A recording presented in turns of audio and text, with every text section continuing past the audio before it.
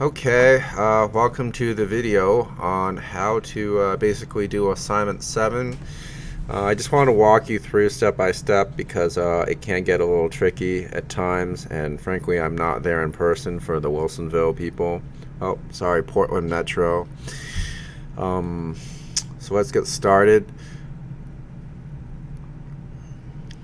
So assignment 7 has a document, the assignment document, the zip file, as well as a link to my my OneDrive, which has the files you'll need to download. What you'll need to install is basically the USB SDK for Cypress. You need Python. You need PSOC Creator version 4.1. Don't download the one from the website. Download the one from this link because it's up to 4.2, and sometimes when they change it, it doesn't quite work right. The other thing is, I'm assuming you're using a Tektronix oscilloscope, so download TechVisa from this link here, as well as the Cypress support pack for the red board, right? The PSOC 4200 red board needs a special support pack. So after you download that all and install it, you should be ready to go. Now, when you load up TechVisa, I plug in. You're gonna have to plug your scope in via USB. I think you have the 2000 series in basically the Portland Metro, and we have the 4054 down here. It should be the same, but your specific scope may have a different USB address.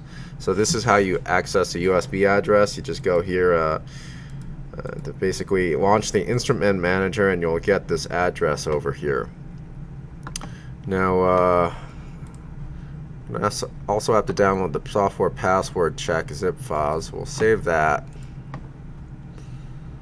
And I'll extract that to, I'll do the desktop.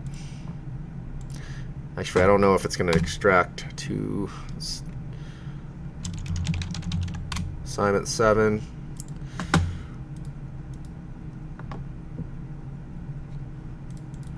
Alright, so everything's there. Let's see.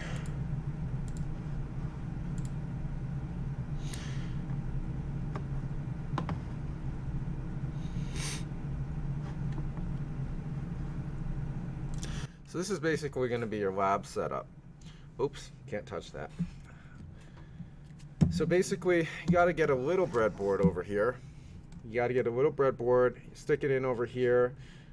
We got the TX and RX pin, which are connected. Just use a wire to connect it from one side to the other of the breadboard. Let me can I zoom in? This is one of the most janky setups I've worked with, but here we go. So you gotta stick it in. It doesn't matter whether you use a resistor or a wire over here. So just connect the RX to the TX.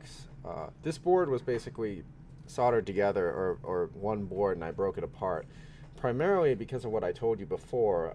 If you have it connected, it's gonna bring the noise of the USB over to this side, which will affect your results. So what you want to do is connect. Oops. Let's see here.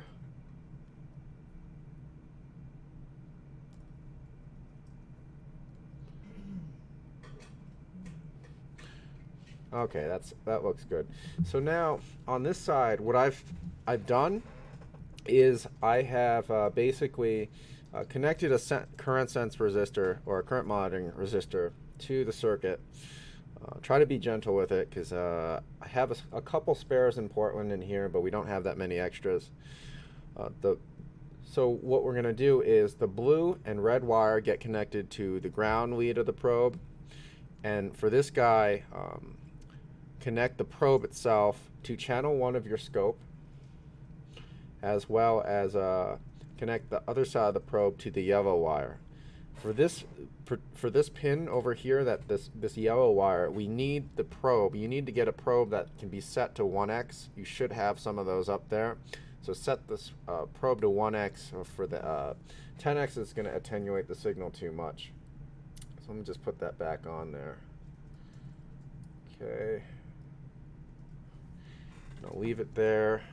Zoom back out. Okay, so now this side of the thing, you'll plug it into, the computer. Let's switch. Oh, there we go. Okay, so the other probe, you're going to also have a probe on channel 2 or channel 3, and I'm going to place a probe on one of these pins. I think it's 0.7, I think. And then we're going to also connect it to ground, which is this pin.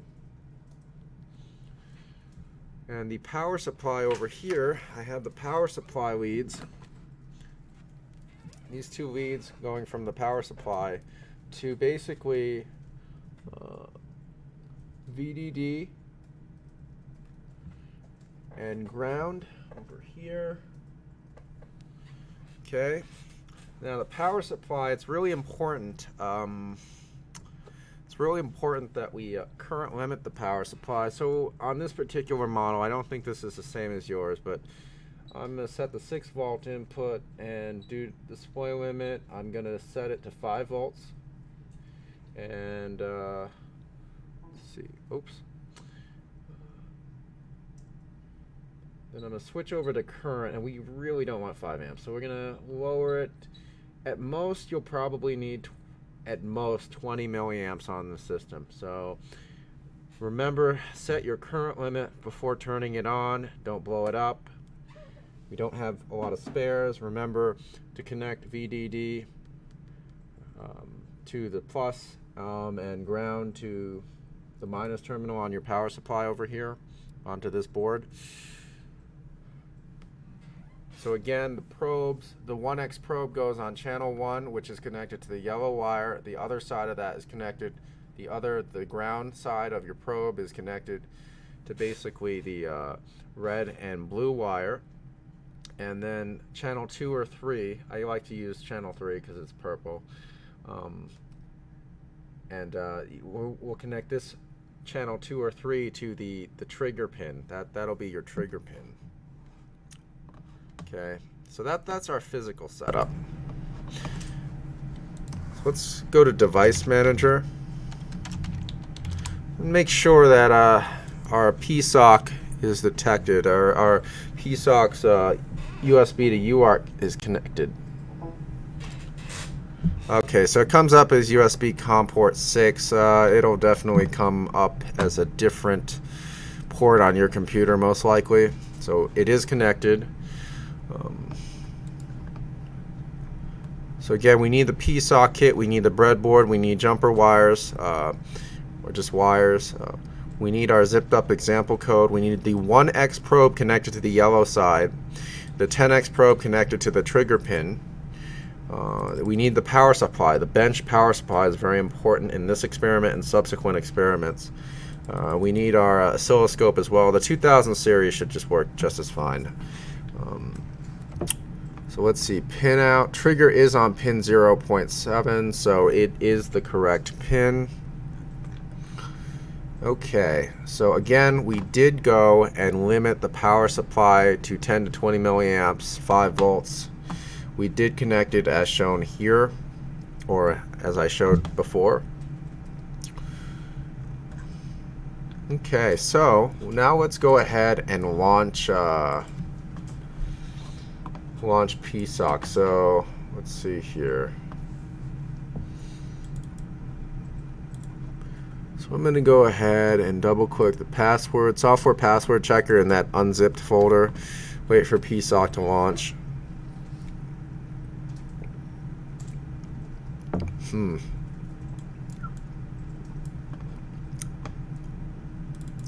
Okay, so this is your software development environment for the PSOC. So if we go over here, double click here, it'll tell you what pins are on what. So our trigger signal's on 0.7 or P07. Clock and reset are on P1, P2. And one thing about this is, let's switch back to the other screen. If you look at the the device. This device doesn't have a boot. It doesn't have a programmer built in, so it uses a USB to UART basically converter to basically load. It has a built-in bootloader on the device. So if we go over here, let's see here, top design. Well, I hope this works.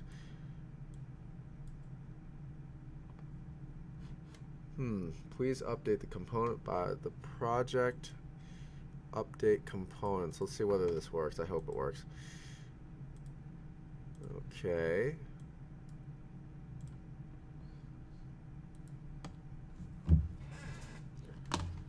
Oh, I forgot to switch back as well. So, okay, so you might have to run into that. So what happened over here, which you didn't see because I forgot to switch back, was the UART was from an older version of PSOC. So what I had to do was go to Project, Update Components over here, and just click Next, Finish, and it'll update the components to match. Here we have a UART, we have trigger, we have reset. Okay, and we have a clock out signal as well, so we can monitor the clock. Let's switch to our main file now. Let's see here. So, let's see what's going on. Okay, so this is basically our password checker example that I wrote up. So let's see. So let's build this project and see whether it builds. Oh, it doesn't build. Okay, so bootloadable doesn't seem to work. Oh, okay. So if you get this error, I think the problem lies in the fact that the bootloader support package wasn't installed. So we'll just go ahead and install it now. So the bootloader support package, which is in my basically OneDrive that you can go to, is this guy right here. So size CY86 kit. Oh man, okay. I didn't install that either, so let's install that now. USB serial SDK. So I figured I'd do this on a computer that doesn't have a lot of it installed so that we can actually walk through it, because you're probably going to run into these same errors.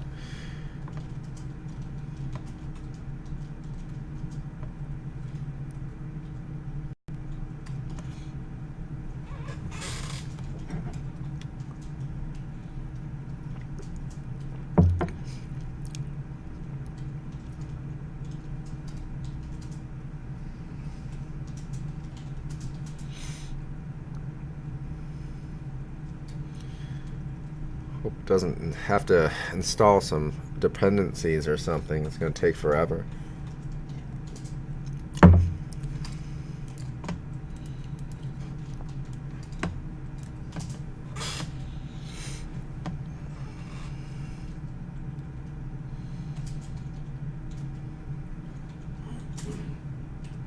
Oh man.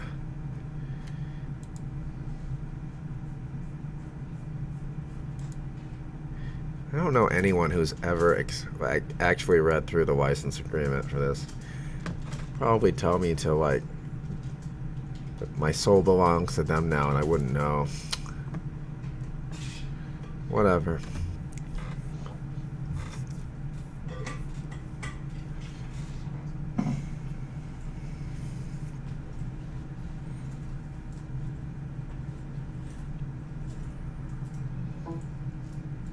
Hope this doesn't crash my camera. So every time I install something while the camera's running, it kind of gets rid of some devices.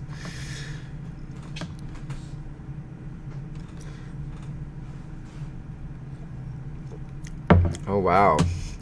Continue without contact information.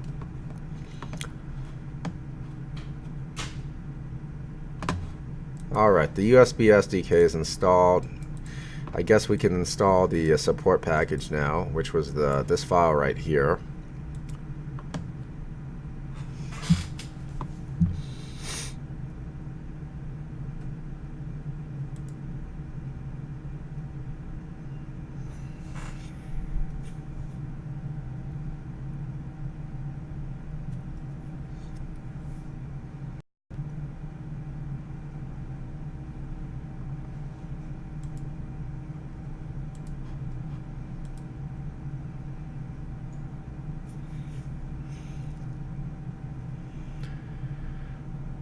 So again, the reason we're going through all this is because the device was $4. That board is $4, so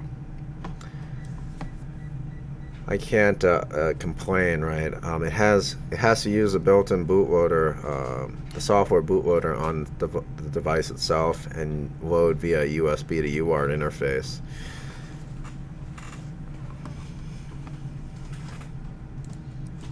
If you are interested in buying this device,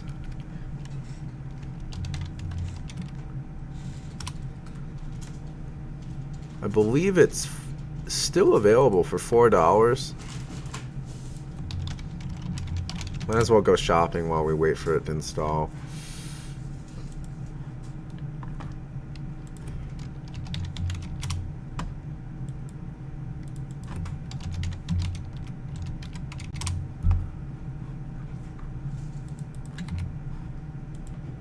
Oh, it's done.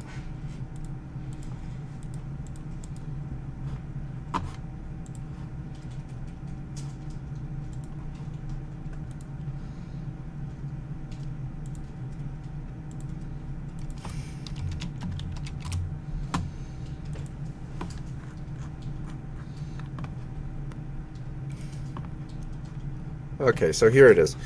Oh, it's not $4 anymore. This is a more advanced version without having to deal with the bootloader. So this one's $10. Let's see. And then they do have one for, oh, it went up to $4.99 now. It's $4.99. And this is the board we're using, except we've modified it for our serial, basically our side channel attack. Okay, so that's where you can get it if you want to buy your own. So let's see, let's build again because we installed that. Maybe the bootloader is in the right place now. It looks like it's going through, so that's good.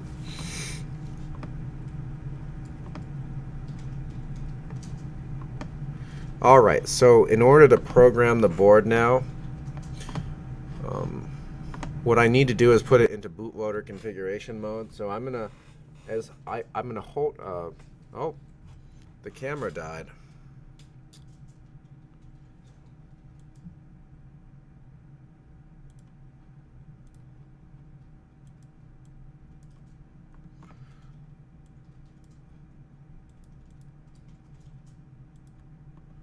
Okay, so there we go.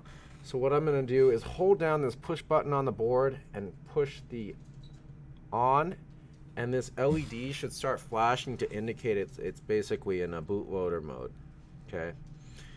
So once it's in bootloader mode, we can go back to the software and we'll go ahead and go to Tools, Bootloader Host.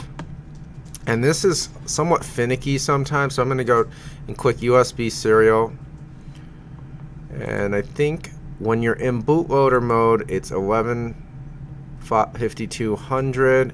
We're going to navigate to the directory of our project, which is, where did I put it? Assignment 7, Cortex M0, I believe. Oh, which one is it? I'll go with this one. And then software password check.cyacd. And let's see whether this programs. Okay, so it programs, and then when we go and switch back to the lab setup, you'll see that once it programs, it's going to turn off the LED. So now it's running the code.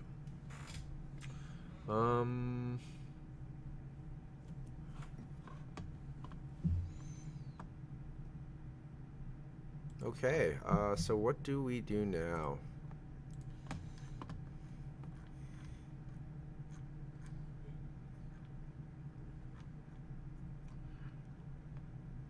So let's open up Putty.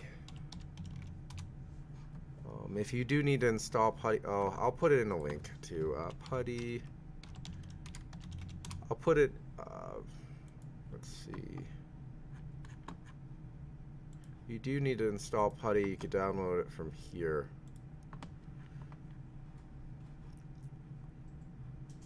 And I'll put it as a link as well on my OneDrive. Serial. Now we go to COM6. I wonder if this is the correct speed. Let's power it off and on again and see whether it works.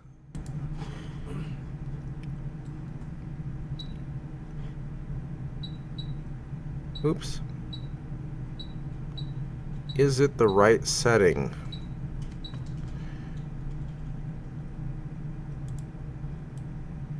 Well, it doesn't look like the right setting, because let's see what my code said to print. It said, okay, so it's not putting something, it's missing something there. So let's switch the mode. Change settings. Serial 38400. It should just be no flow control, and click OK. It's not the correct mode either. Let's go back to our top design. It says baud rate 38400, 8 data bits, no parity.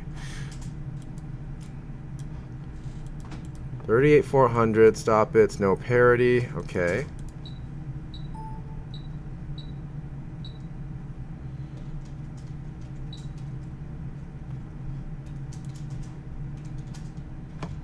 It says 38400 here, but let's look at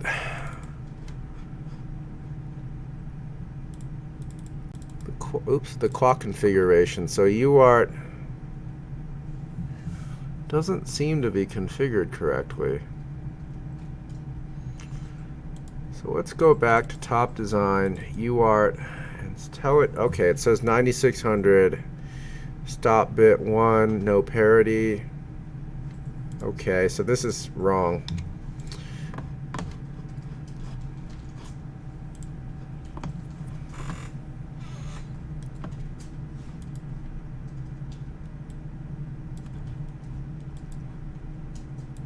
$9600, 1 stop bit, no parity, no flow control.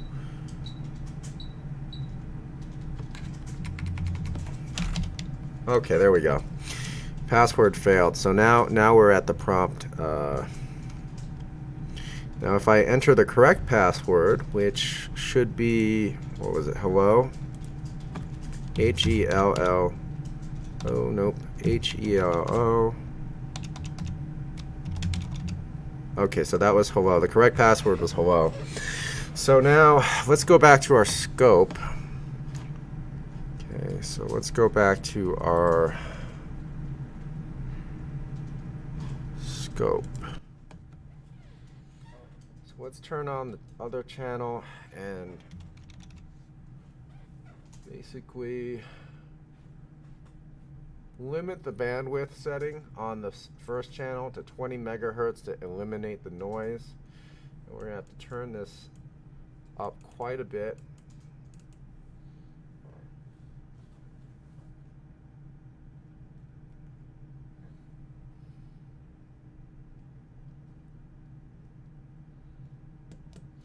Doesn't look quite right.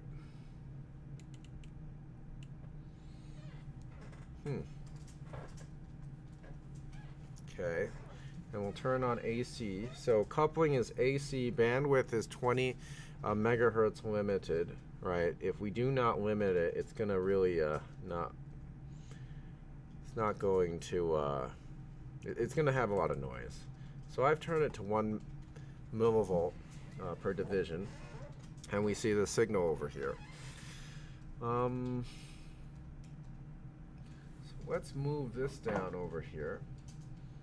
This is at 1 volt. Let me see if it triggers at all. Let's go back to our code. So let's go back to main. So there is a trigger signal right here. This trigger signal, we need to get the scope to trigger off that trigger signal. So let's see here. We're on channel 3, and I'm going to basically set the trigger menu to be set off trigger channel 3 trigger, right? Okay, so we're triggering off channel 3. Your level is choose preset. Let's do 1.4. Apply preset. Now it says 1.4 down here.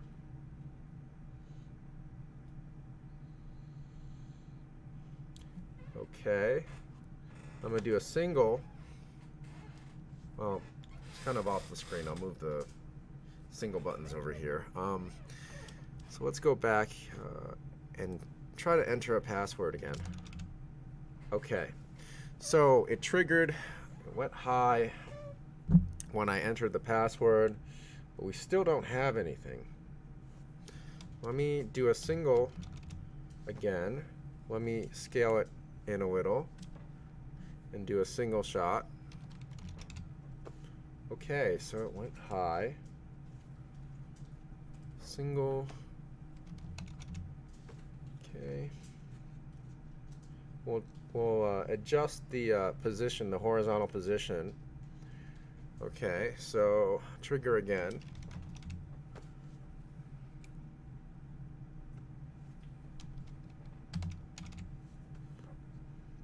You can see over here there's just basically instructions. We'll move the trigger over and adjust the scale to see the whole image. Single shot. Okay.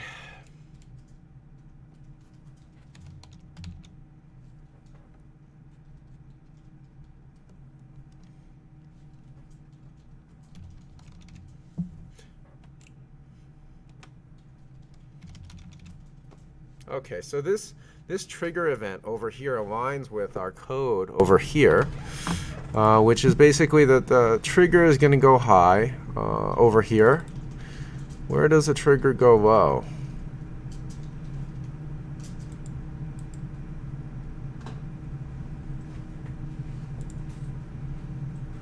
Where does the trigger go low? Oh, I guess it just stays high. Well, we're going to have to fix that. Let's go ahead and put a trigger right after this. Trigger right low, so we know when it goes low.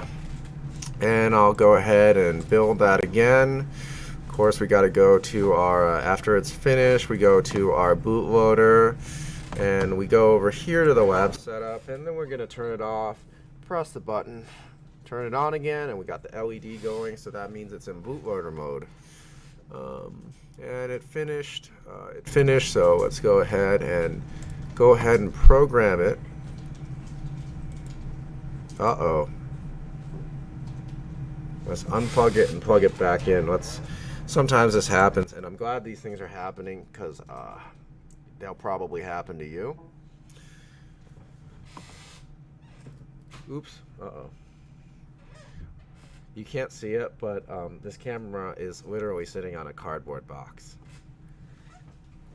Low budget. Okay, so let's move back here. LED is still blinking. I'm going to go ahead and program. Okay, not programming. Oh, access is denied. I know why.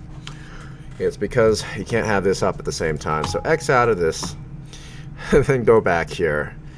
And then it'll change to 9600. So change it back to 1115-200, and now it's programming, so we're good now. Now we know the trigger will go low sooner.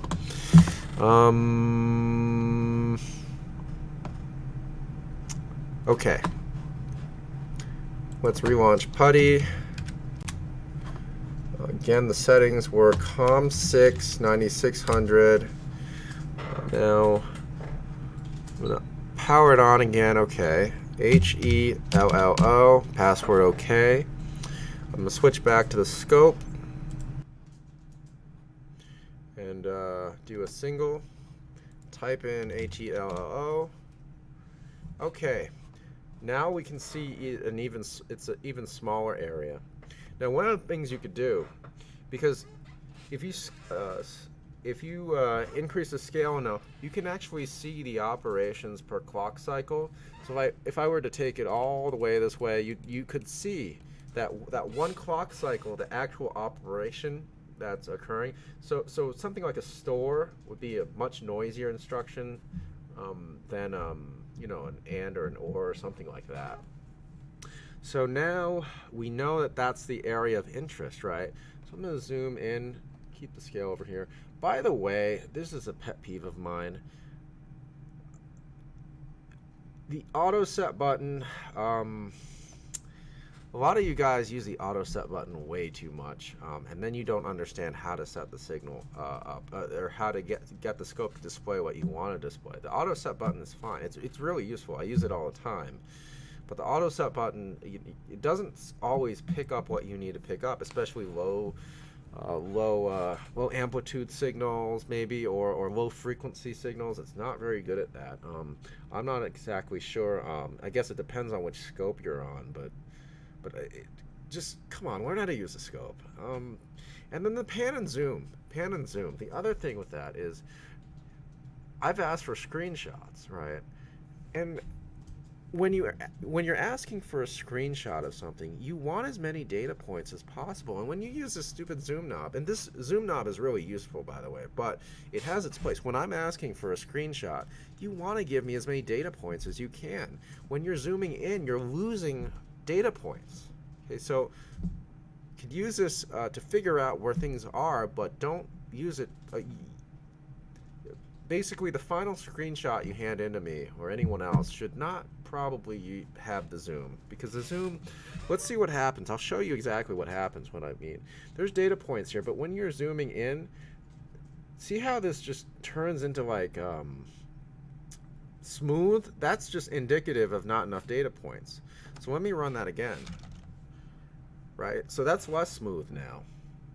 Still pretty smooth, but probably could do that by doing a measure, or sorry, acquire, and then the record length's 10K. You can improve that by doing like 1 million points. So let's do that. See how much more data points you have now? So you want to use an appropriate record length, as well as know what you're doing when you're using the pan and zoom feature. All right, so that was enough complaining on my part. All right, so that's the area of interest. Let's do single again. Type in the password. Okay, so this is still low amplitude, right? So what I could do essentially is click on more, do a fine scale, right? Oh, it doesn't work.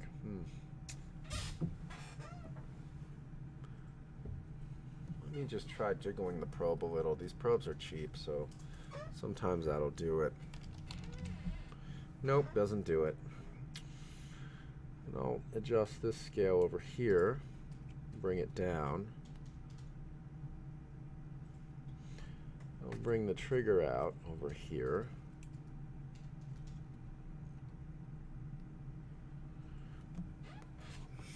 And single shot it again. That's the waveform we get. How can we... Maybe the ground isn't on right. Okay, there we go. Oops. Yeah, it's kind of flaky sometimes. So that's a signal you should see. You should see that larger amplitude. So now things are off the screen. So what I want to do is basically go here, click more, and adjust the fine scale so you know it's not all off the screen. Remember, bandwidth 20 megahertz. I'm gonna do a single shot, HELO. Okay, that's better now, right? It's all on the screen. Okay. What do we do now?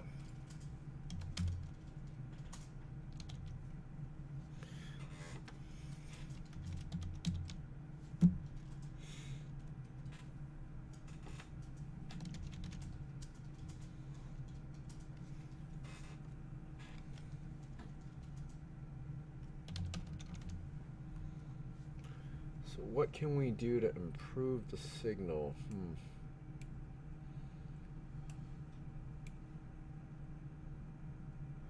So we've gotten to the point where, you know, we have the software set up. So what I was doing earlier over here was just entering sometimes correct and incorrect passwords. So by entering the correct or incorrect password, we should be able to find something in the signal over here that basically that is basically a kind of a point that shifts along the signal depending on how many characters we have incorrect or correct. And so now let's see. Let's see, what are we gonna do? What settings can we play with? Definitely want to zoom in a little. Maybe that'll help. So let's move the trigger to the edge of the screen over here.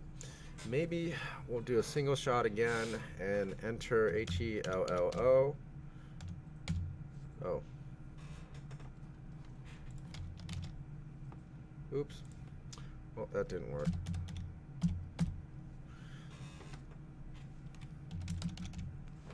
Okay, so that's a signal with all letters correct. Is there anything in the signal that gives it away?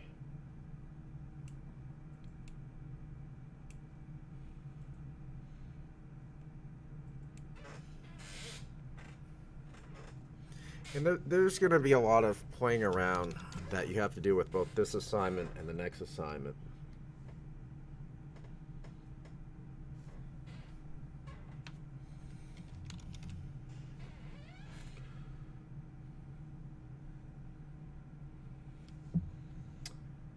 Okay, we can see something different over here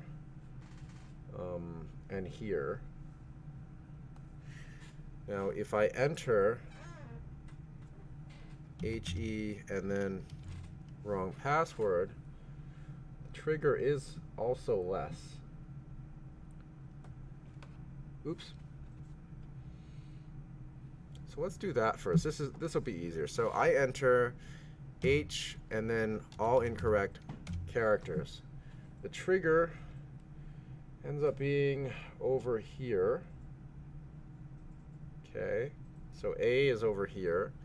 A single shot HE 1 2. The trigger's in the same spot because our code just has it do it at the end.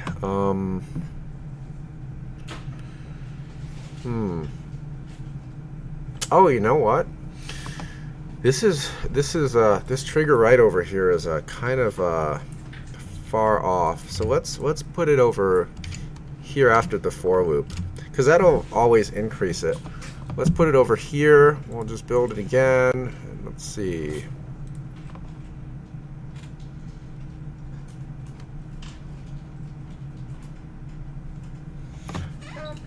Reprogram it.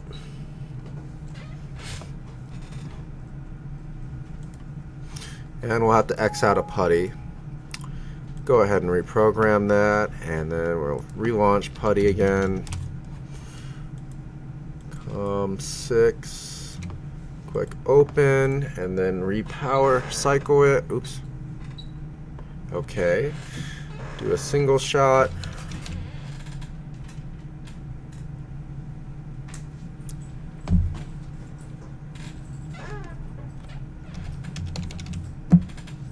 Okay, so let's go back to our scope view, and now it's very small. So let's move that. And again, when you're scaling this, you're missing data points. So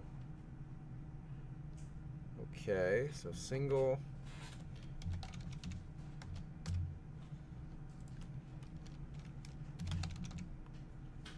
Okay. Oops.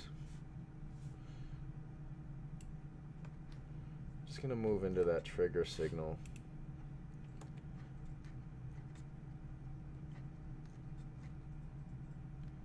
Single. Okay. So you can see clearly what's going, well, not clearly, but you can get an idea. After this point, processor goes back into kind of like an idle state over here. This is a state where it's checking the password. And this is a state where it's probably sending the UART, Kevin Semiconductor, welcome to blah, blah, blah, please enter password to continue. So the trigger point is here. So let's see. We want to focus on the trigger. So I'll just focus in on the trigger. Could just center the, whatever. So, okay, so that's the noise, okay.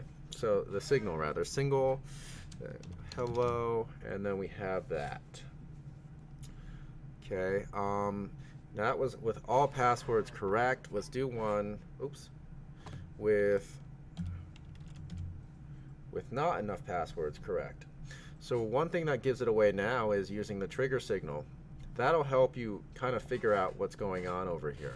Now, Let's do a single again. Now that one was with one character correct. I'm going to move the position to some place where I think it gives it off. So maybe it's over here. This is kind of a unique data point over here. Maybe this is the point in time that shifts over. So I'm going to do single shot HE 1, 2, 3, and it moves over here now. This unique point, this unique feature in the signal. What if I did all correct? And it moves along here, right?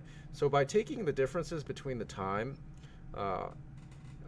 you can figure out basically how long each correct password character takes to process on this processor. And then you can kind of determine how many characters were correct. Okay, so again, this key feature over here in the signal is probably what gives it off. You have to find a certain point in this example rather. Honestly, when you get to more advanced stuff, you could use some basically signal analysis to figure it out even easier. But again, this is a simple power analysis example, just to get you started, get you familiar with the PSOC stuff. Some of it is a little different from what you may have seen. I think most of you have done stuff with a PIC or an Atmel device rather, and well, actually they're the same company now, but so it might be a little different. So this is how we basically get the setup going. Okay, so this is the follow-on assignments 8 and 9. 8 is going to be doing this on AES, getting the signal that I showed you in class, right?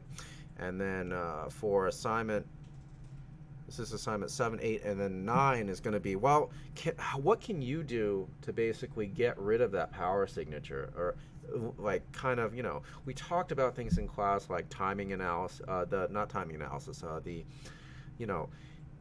changing the timing, randomizing the timing maybe to thwart the attacker. So you're going to play around with that in both this assignment 7, 8, and 9. Okay, so I hope that helps you get started on this. Remember, I don't have many of these boards, so please remember to set your power supply correctly. Use the external power supply. Use the external bench power supply. Do not use a cheaper one where you can't set it with this granularity. You want to use a good quality external power supply, because if you use a USB signal, actually you could try it out if you want, but I'd suggest you not. Connect it to the USB power, and you will see a large amount of noise on here. And that's because of the USB bus, which I guess it's not its fault. It was designed that way. So again, if you run into any problems with this, let me know. Send me an email. If you're on campus, come get me. Okay, so I will see you later.